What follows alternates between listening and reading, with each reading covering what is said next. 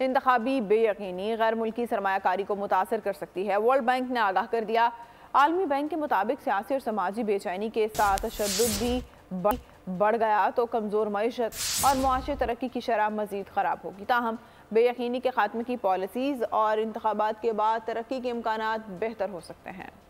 سیاسی بے چینی، انتخابی بے یقینی، پاکستان میں غیر ملکی سرمایہ کاری متاثر ہونے کا خدشہ، ورلڈ بینک نے خبردار کر دیا۔ عالمی بینک کے مطابق سیاسی اور سماجی بے چینی کے ساتھ تشدد بھی بڑھ گیا تو کمزور معیشت اور معاشی ترقی کی شرح مزید خراب ہوگی۔ گلوبل اکنامک رپورٹ میں کہا گیا ہے کہ ایسے ممالک جن کی مالی حیثیت کمزور ہے، ان میں انتخابات سے قبل اخراجات میں اضافے سے مالیاتی خسارہ بڑھ سکتا ہے۔ تاہم بے یقینی کے خاتمے کی پالیسیوں پر اور انتخابات کے بعد ترقی کے امکانات سے بہتری بھی ہو سکتی ہے۔ پاکستان کا رواں مالی سال تک کا اکنامک آؤٹ لک غیر فعال ہے۔ ترقی کی شرح کا تخمینہ صرف 1.7% ہے۔ افراط زر کا دباؤ کم ہونے پر آئندہ مالی سال میں ترقی کی شرح 2.4% پر جا سکتی ہے۔